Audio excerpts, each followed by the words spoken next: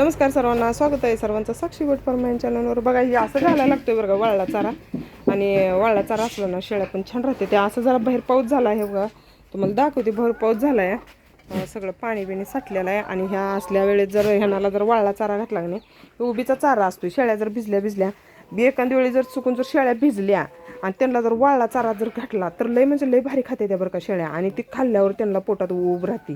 आणि ज्यावेळी शेळ्या भिजलेल्या असतात आणि त्यावेळी ओला चारा खाते ना, ते पोटात पण गार आणि त्यांचं अंग पण गार झालेलं असतं, त्यामुळे शेळ्या आजारी पडते त्या. आता बघा, आता परवा एक व्हिडिओ आला होता, त्या एक जणाच्या मेंढ्या 50 बरोबर शेळ्या आणि मेंढ्या दोन्ही मिळून 50 बरोबर मेल्यात म्हणा. ती काय होते, गारट्यानं मरते ती. आणि त्यासाठी उन्हाळ्यात ह्यानाला पावसाळ्यात ह्यानाला असला ही उभीचा चारा द्यायला पाहिजे. ह्यानं शेळ्यांचं पोट पण भरते आणि शेळ्या पण चांगल्या राहते त्या. आणि मेन म्हणजे मुतारे टाकत नाही ते. हो, आमच्या गोट्यात कुठे तुम्हाला दिसते का बघा. आणि हे आहे मगाशी अगोदर ज्वारीचं बुसकट घातलं, त्याच्यानंतर हरभऱ्याचं बुसकट घातले आणि एवढं सगळं खाते ते. एवढं बारक्या पिल्लांसाठी तर लय भारी बरं का हे चारा, लय म्हणजे लय भारी. बघा, पोट भरून असं निवांत रवत करत बसते ती. त्यामुळे वाळला चारा महत्त्वाचा आहे.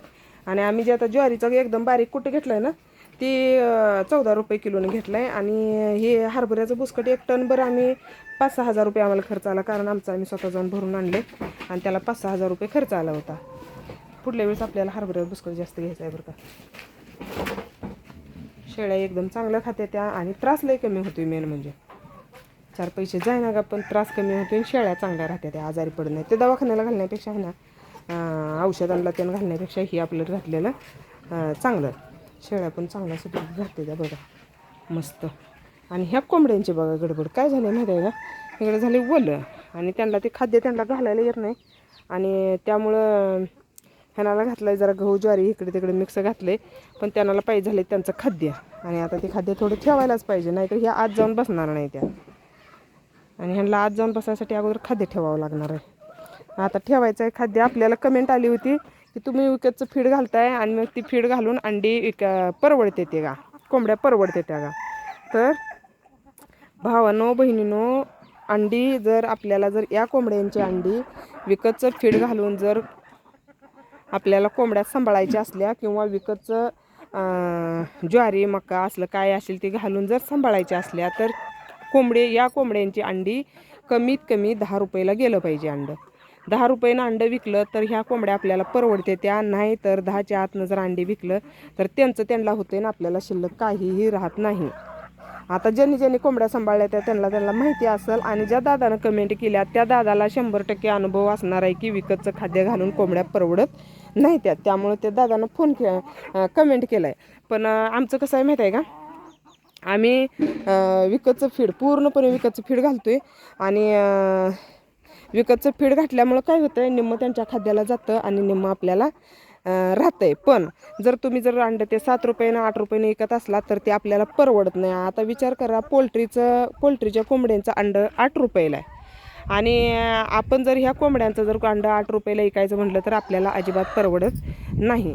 8 रुपयानं अंडं विकायला परवडत नाही. ही अंडी 10 रुपयाने गेली तर आपल्याला कुठेतरी जरा राहते.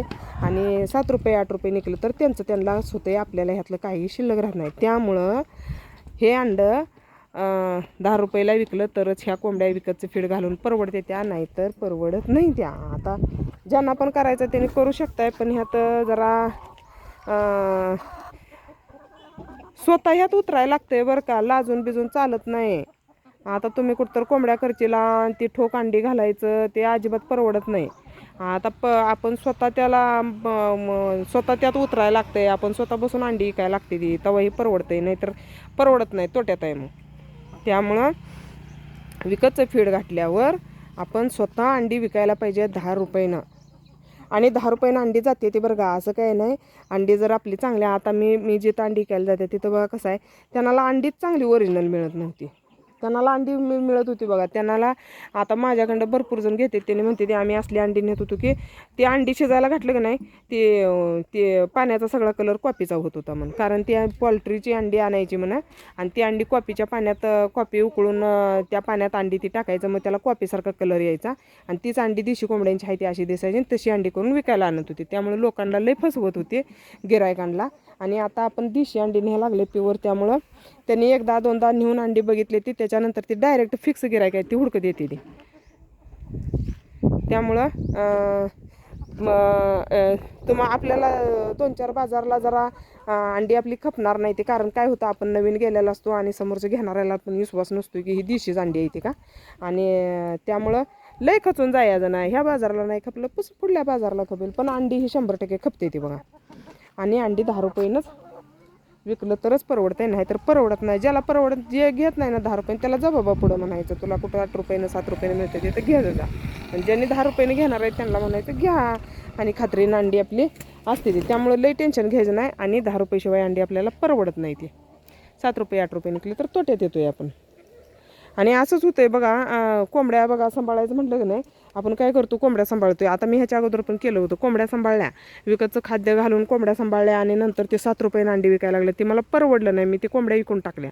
त्याच्यानंतर आता म्हटलं थोड्या थोड्या करायच्या, पण अंडी 10 रुपयानंच विकायला पाहिजे. आपण 10 रुपयानं, आता कसं मी 2-4 वर्ष त्यात अनुभव घेतल्यामुळे त्यात मला म्हणजे असा अनुभव आला की आपण अंडी कशी विकायला पाहिजेत आणि आपल्याला कशा कोंबड्या परवडतेल्या.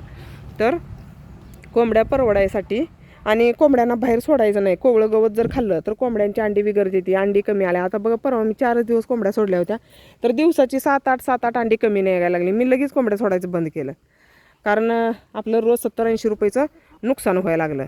त्याच्यापेक्षा आपलं विकतचं खाद्य खाते ती हे चांगलं आहे. आणि जाळी मारली असल्यामुळे एवढं काही टेन्शन नाही कोंबड्यांचं. मला कोंबड्यांचं बरं काय वाटतं माहिती आहे का, टेन्शन नाही. त्यांना सोडान बांधान, येळभर त्यांना बघत बसा, गुतलं काय बघा, अडकलं काय, कुणी मारलं काय, असलं काय कोंबड्यांचं नसतं. त्यांचं ती फिरते त्या, फक्त खाद्य आणि पाणी त्यांना ठेवायचं व्यवस्थित वेळच्या वेळेला, आणि अंडी गोळा करायचं, बस एवढंच काम असतं त्यांचं. ती बाहेर येते त्या, त्यांचं त्याने आत जाऊन बसते त्या, खाते त्या, त्यांचं ते पेते ते, त्यांचं ते निवांत असते त्या. त्यामुळं मला कोंबड्यांचं बरं वाटतंय. फक्त ह्यात काय होते माहिती आहे का, स्वतः ह्यात उतरायला लागते बघा. मार्केटिंग लई ह्यात महत्त्वाचे आहे बरं का. आपलं थोडं असू द्या नाही तर जास्त असू द्या, पण स्वतः विकलं तर हे चांगलंच परवडतंय, सगळ्यात चांगलं आहे. पण स्वतः विकायला पाहिजे. आणि माणसाला कसं असतंय माहिती आहे का, आज कुठल्या पण व्यवसायात उतरलं नाही उद्या लगेच लखपती झालं पाहिजे असं नसतं या. ह्याला कोंबडी कसं माहिती आहे का, कोंबडीचं अंडं 10 रुपयाला जातं. 10 रुपयातलं तिनं जवळजवळ 5 ते 6 रुपये खाते. आपल्याला 4 ते 5 रुपये राहतं एका कोंबडी मागं.